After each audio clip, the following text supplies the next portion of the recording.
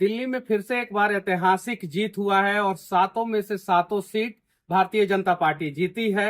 Star प्रचारक मनोज तिवारी भैया दिल्ली के भी थे और देश के भी स्टार प्रचारक थे।